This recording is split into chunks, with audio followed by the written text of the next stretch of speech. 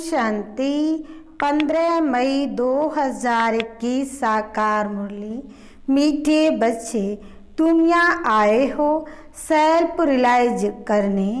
तुम अपने को आत्मा समझ परमात्मा भाव से सुनो। देही अभिमानी रहने का अभ्यास करो। प्रश्न, कई बार बच्चों से कोई पूछते हैं कि तुमने आत्मा का साक्षात्कार किया है, तो तुम उन्हें कौन सा उत्तर दो? उत्तर, बोलो हाँ, हमने आत्मा का साक्षात्कार किया है। आत्मा ज्योति बिंदु है। आत्मा में ही अच्छे व बुरे संस्कार हैं। आत्मा की सारी नॉलेज अभी हमें मिली है। जब तक आत्मा का साक्षात्कार नहीं किया था, तब तक देह अभिमानी थे। अभी हमें परमात्मा द्वारा गॉड रियलाइजेशन और सेल्फ रियलाइजेशन हुआ है। गीत, ना वे हमसे जुदा होंगे। ओम शांति। मीठे मीठे रूहानी बच्चों ने ये गीत सुना। रूहानी बच्चे कहते हैं शरीर द्वारा ऐसे कोई कभी नहीं कहेंगे कि हम मर मिटेंगे। साधु संतों के ऊपर बच्चे जानते हैं हमको उनके साथ जाना है, ये शरीर छोड़ देना है। इसलिए कहते हैं ये शरीर छोड़ करके हम चले जाएंगे। बाप के साथ बाप आए ही हैं साथ ले जाने। ये बहुत समझ की बात है। बच्चे बुलाते हैं हम पतितों को आकर पावन बनाओ। फिर क्या करूं? बच्चे बुलाते हैं हम पतितों को आकर पावन बनाओ। फिर क्या करूं? या तो नहीं छोड़ जाएंगे। ये सारी दुनिया पतित है। इस पतित दुनिया से पावन दुनिया में ले जाने के लिए बाप आए हैं। हम आत्माओं को साथ ले जाएंगे। ये सारी दुनिया विशेष है, ये भी तुम जानते हो। तुम किसको भिखारी पतित कहेंगे तो भी बिगड़ पड़ेंगे। मनुष्यों को समझाना बड़ा युक्ति से है। महिमा करनी है एक बाप की। अभी तुम बच्चों को नॉलेज मिली है, बड़ी समझ से बात करनी है। कहाँ देखते हो? प्रश्न उत्तर करते हैं तो बोलो हम अभी कच्चे हैं। बड़ी बहन आकर रेस्पॉन्ड देगी। तुम कहते हो शिव बाबा समझाते हैं भगवानुबाज।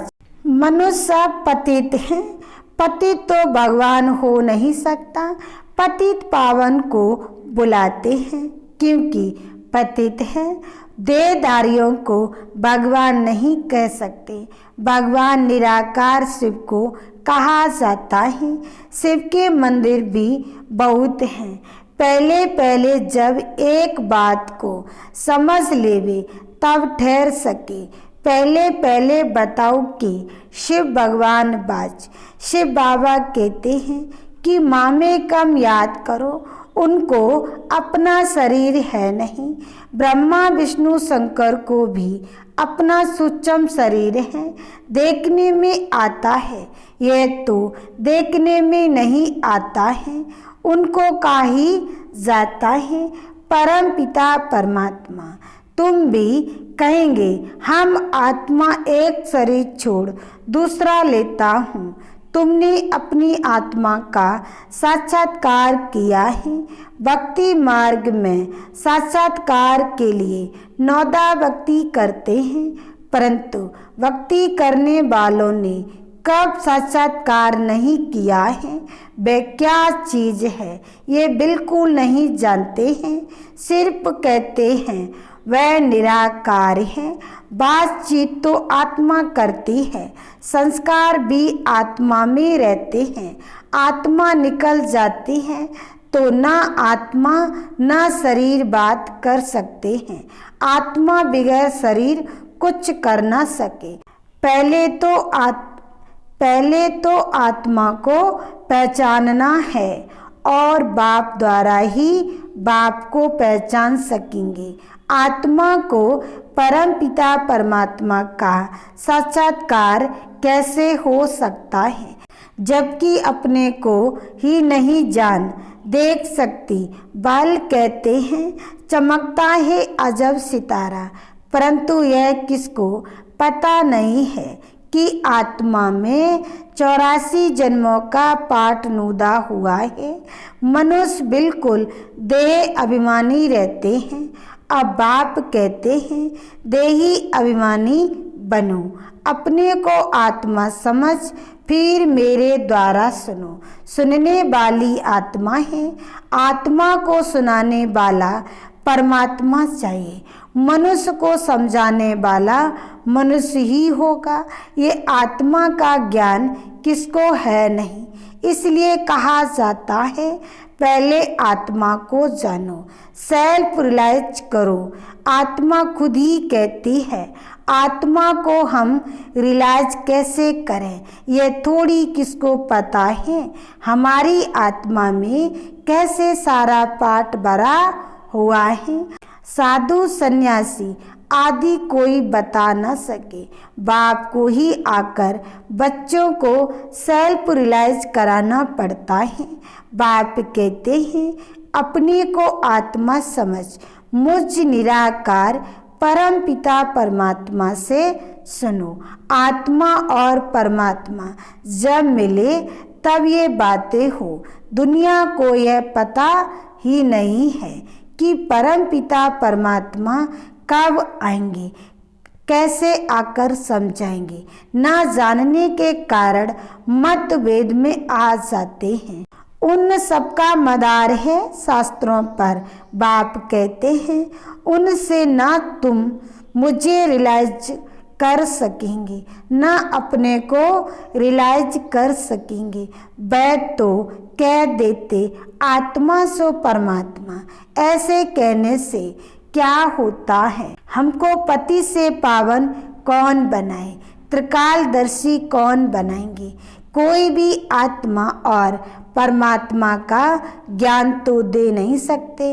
इसलिए तुम कहते हो जो आत्माएं अपने बाप को नहीं जानती हैं वह फिर नास्तिक है।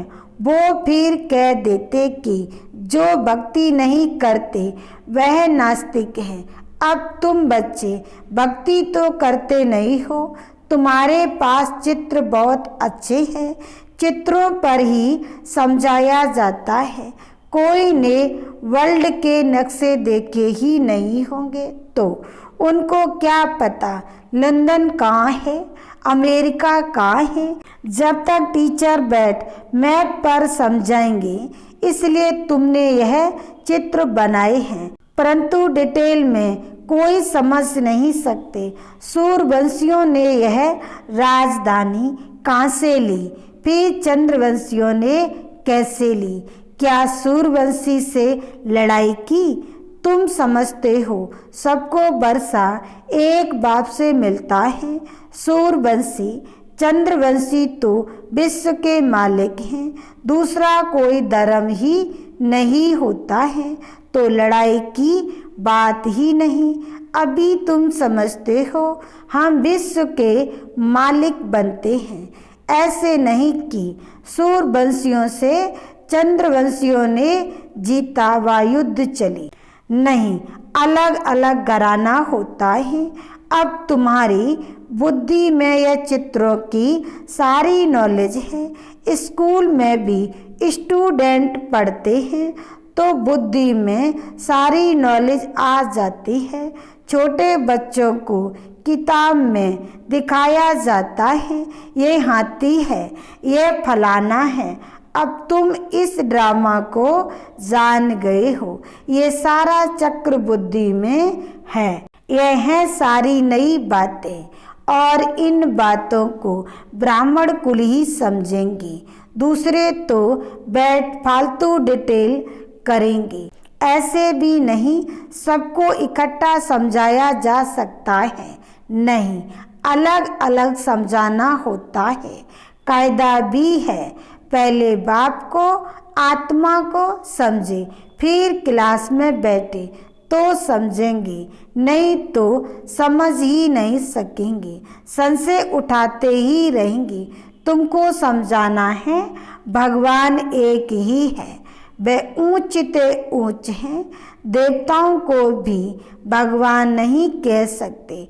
आत्मा का भी ज्ञान अब तुमको मिला है, कर्म का फल आत्मा ही भोगती है, संस्कार आत्मा में ही रहते हैं, आत्मा सुनती है इन आर्गन्स द्वारा। भगवान बाप एक है, वर्षा उनसे मिलता है। बाबा ने समझाया है तुम अपने को आत्मा निश्चय करो और बाप से बुद्धि योग लगाओ। जन्म जन्मांतर भक्ति करते आए हो, हनुमान के भी पुजारी होंगे तो हनुमान को याद करेंगे, बा कृष्ण के पुजारी होंगे तो कृष्ण को याद करेंगे। अभी तुमको समझाया जाता है तुम आत्मा हो, तुम्हारा परम पिता परमात्मा है, उनको याद करने से ही बाप का वर्षा मिलेगा। जो बाप है स्वर्ग का रचयिता, तो जरूर हम स्वर्ग में होने चाहिए। भारत स्वर्ग था, अभी तो स्वर्ग है नहीं, जो राजाई हो। नरक में तो रावण की राजाई है। हमारी राजधानी कैसे चली, फिर नीचे उतरे, कुछ भी नहीं जानते। अभी तुम जानते हो, पुनर्जन्म लेते लेते हमको नीचे उतरना ही है। अब फिर बाप कहते हैं मुझे याद करो तो तुम पावन बनेंगे, स्वर्ग का वर्षा मिलेगा। हम बाप के बनते हैं तो बाप का वर्षा मिलता है, परंतु जब तक तमो प्रदान से सतो प्रदान ना बने, योग से पावन ना बने, तब तक वर्षा मिल ना सके। बाप कहते हैं मुझे याद करने से तुम्हारे विक्रम विनाश होंगे, विकर्मा जीत बनेंगे। यह गारंटी है, समझानी देनी पड़ती है। कोई समझेंगे, कोई तेज बुद्धि वाले होते तो शोर मचाने लगते हैं, कोई ना कोई बिगिन डालने वाले निकल पड़ते हैं। कोई हंगामा करे तो बोलना चाहिए, एकांत में आकर समझो। यहाँ का कायदा है 7 रोज भट्टी में रहकर समझाना, क्योंकि ये ज्ञान नया होने के कारण मनुष्य मूझते हैं। कोई भी पहले नया सेंटर खुलता है तो उसमें होशियार होनी चाहिए जो सबको समझा सके। भगवान तो सबका एक है, सब आत्माएं भाई भाई हैं, परमात्मा सबका बाप है। पुकारते हैं पतित पावन आओ, तो जरूर वह पावन है। वह कभी पतित होते नहीं, बाप ही आकर पतितों को पावन बनाएंगे। सतयुग में सब हैं पावन, कलयुग में सब हैं पतित। पतित बहुत होते हैं, पावन थोड़े होते हैं। सतयुग में सब तो नहीं जाएंगे, जो पति से पावन बनते हैं वही पावन दुनिया में जाते हैं, बाकी सब निर्माण दुनिया में चले जाएंगे। यह भी जानते हैं सारी दुनिया आकर मत नहीं लेगी। यह मुश्किल है जो तुम सारी दुनिया को मत दो। अभी सबकी कयामत का समय है, विनाश सबका होना है। समझाने की बड़ी युक्ति चाहिए, जो शांति से बैठ सुने, डिस्टर्ब ना करे। पहले पहले तो बाप का परिचय देना है। शिव बाबा ही पतित पावन ठहरा, वही समझाते हैं। गीता में भी अक्षर मशहूर हैं, पतित पावन बाप ही कहते हैं कि मुझे याद करो तो तुम्हारे विक्रम विनाश होंगे। गीता से ही ये अक्षर ताल्लुक रखते हैं। शिव बाबा ने कहा है मुझे याद करो, मैं सर्वशक्तिमान हूँ, पतित पावन हूँ, गीता ज्ञान दाता, ज्ञान का सागर हूँ। गीता के अक्षर तो है ना, सिर्फ वह कहते हैं कृष्ण भगवान बाज। तुम कहते हो शिव भगवान बाज। भगवान निराकार है, वह कभी पुनर्जन्म में नहीं आते हैं, अलौकिक दिव्य जन्म लेते हैं, खुद ही समझाते हैं। मैं साधारण बूढ़े तन में आता हूँ, जिसको ही भागीरथ कहते हैं। ब्रह्मा द्वारा ही रचना रचते हैं, तो मनुष्य का नाम ब्रह्मा रखा जाता है। व्यक्त ब्रह्मा से फिर पावन अव्यक्त फरिश्ता बन जाते हैं। बाप आते ही हैं पतितों को पावन बनाने, तो जरूर फिर पतित दुनिया पति शरीर में आएंगे। यह है डिटेल की समझानी। पहले तो समझाना चाहिए। भगवान कहते हैं कि कल्प पहले माफिक मुझे याद करो तो तुम्हारे विक्रम विनाश होंगे। पति से पावन बनो। गाते भी हैं हे पतित पावन आओ, गंगा तो है ही। तुम पुकारते हो तो जरूर कहाँ से आएंगे। पतित पावन आते हैं पति से पावन बनाने का पाठ बजाने। बाप कहते हैं तुम पावन थे, फिर तुम्हारे में खाद पड़ी है, वह योग बल से ही निकलेगी। तुम पवित्र बन जाएंगे, फिर पावन दुनिया में ही आएंगी। पति दुनिया का विनाश हो जाएगा। जो समझाया जाता है उसे अच्छी रीत से धारण करना है। हम तो सिर्फ ऊंच ते ऊंच बाप की महिमा करते हैं, बेहद का बाप समझाते हैं। तुम 84 जन्मों का पाठ बजाते बजाते कितने पतित बने हो। पहले पावन थे, अब पतित बने हो। फिर याद की यात्रा पर रहने से तुम पावन बन जाएंगे। भक्ति मार्ग से तुम सीढ़ी उतरते आए हो। यह तो बिल्कुल ही सहज बात है। यह तो बच्चों की बुद्धि में बैठना चाहिए। सवेरे उठकर विचार सागर मंथन करना चाहिए। फिर जो भी आए उनको समझाना है। मुरली की मुख्य पॉइंट नोट कर देनी चाहिए, फिर रिपीट करनी चाहिए तो दिल पर पक्का हो जाए। पहली मुख्य बात है बाप को याद करना। बाप ही कहते हैं मन मना भव, मुझे याद करो तो विक्रम विनाश होंगे। अब करो ना करो तुम्हारी मर्जी। बाप का फरमान तो मिला हुआ है, पावन दुनिया में चलना है तो फिर पति दुनिया में बुद्धि का योग नहीं जाना चाहिए, बेकार में नहीं जाना है। समझाने तो बहुत मिलती रहती है। अच्छा, मीठे मीठे सिकिलदे बच्चों प्रति माता पिता बाप दादा का याद प्यार और गुड मॉर्निंग। रुहानी बाप की रुहानी बच्चों को नमस्ते। धारणा के लिए मुख्य सार। पहला पॉइंट, सवेरे सवेरे उठकर विचार सागर मंथन करना है। बाप जो सुनाते हैं उसे नोट कर रिपीट करना है, दूसरों को सुनाना है। सबको पहले बाप का ही परिचय देना है। दूसरा पॉइंट, पावन दुनिया में चलने के लिए इस पतित दुनिया से बुद्धि योग निकाल देना है। वरदान, मनसा के महान दान द्वारा हर संकल्प की सिद्धि प्राप्त करने वाले मास्टर सर्वशक्तिमान भव। सार में कहा, जो बच्चे मनसा द्वारा शक्तियों का दान करते हैं उन्हें मास्टर सर्वशक्तिमान का वरदान प्राप्त हो जाता है, क्योंकि मनसा द्वारा शक्तियों का दान करने से संकल्प में इतनी शक्ति जमा हो जाती है जो हर संकल्प की सिद्धि प्राप्त होती है। वे अपने संकल्पों को जहाँ चाहें वहाँ 1 सेकंड में टिका सकते हैं। संकल्प उनके बस होते हैं। वे अपने संकल्पों पर विजयी होने के कारण चंचल संकल्प वाले को भी थोड़े समय के लिए अचल व शांत बना सकते हैं। स्लोगन: निरंतर एक बाप के संग में रहो तो संग दोष से बच जाएंगे। ओम शांति।